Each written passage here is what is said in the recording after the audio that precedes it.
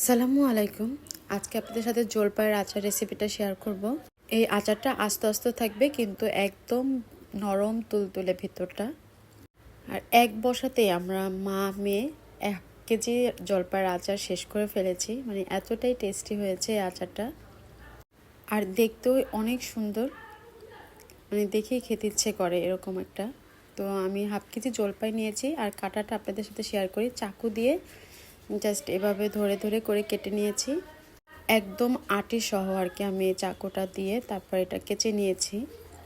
তারপর লবণ পানিতে আধা ঘন্টার মতো ভিজিয়ে ভালো করে ধুয়ে নিয়েছি, তাতে করে জলপাইয়ের ভিতরে যে খসটা থাকে সেটা বের হয়ে যাবে। আর এটা আটি পর্যন্ত যদি ছুরি দিয়ে কাটা হয় তাহলে মশলাটা খুব ভালো করে ভিতরে ঢুকবে। তো ধুয়ে নেওয়ার পরে তারপরে এখন এর ভিতরে আমি চিনি দিয়ে দিব। আমি এখানে 1.5 কাপ পরিমাণে চিনি দিয়েছি, তবে আমরা একটু মিষ্টিটা পছন্দ করি, সেজন্য আপনারা চাইলে যদি আরেকটু কম মিষ্টি খান তাহলে সেখানে আরেকটু কমও দিতে পারেন। অল্প একটু পানি দিয়ে এটা আমি ঢাকনা দিয়ে ঢেকে 2 ঘন্টার মতো রেখে দিব। আর এরই ফাঁকে একটা মশলা করে নিচ্ছি। ধনিয়া, জিরা, এলাচ, তারপর শুকনো মরিচ, মৌরি আর 5 ফোড়ন, এটা খুব ভালো করে শুকনো খোলা আমি টেলে তারপরে মিক্সিতে গুঁড়ো করে নিয়েছি।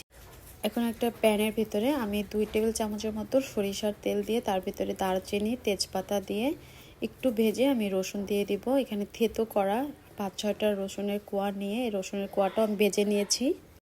যখন লালচে করে ভাজা হয়ে যাবে, আর এই রসুনটা কিন্তু আচারে খেতে বেশ ভালো লাগে।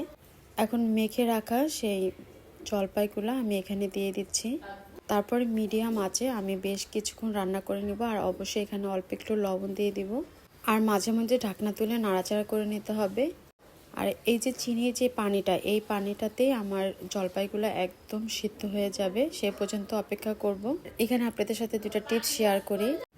আর এই আচারটা যখন দিবেন তখন একদম মানে ছড়ানো একটা কড়াইয়ের ভেতরে নেবেন, খুব বেশি নাড়াচাড়া করা যাবে না।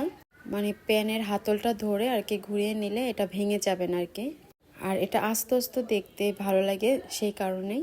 তো চিনিটা আমার একদম মানে শুকিয়ে গেছে আর আচারগুলো বেশ নরম হয়ে গেছে। এই পর্যায়ে আমি যে মশলাটা করেছি তার থেকে 2 টেবিল চামচ দিব, বাকিটা রেখে দিব। অন্য আচারের ক্ষেত্রেও কিন্তু একই মশলাই দেওয়া যেতে পারে। তারপরে আবারও আমি ঢাকনা দিয়ে একদম লো হিটে এটা রেখে দেব। আর এটা দেখলেই মানে আর কি বোঝা যাবে যে এটা এখন হয়ে গেছে। 2-4 মিনিট পরে আমি আর কি চুলা থেকে নামিয়ে নিয়েছি। আলহামদুলিল্লাহ, আচারটা অনেক টেস্টি হয়েছে। আর এটা টক ঝাল মিষ্টি মেলানো ছিল, তাই খেতেও মানে অনেক ভালো লেগেছে।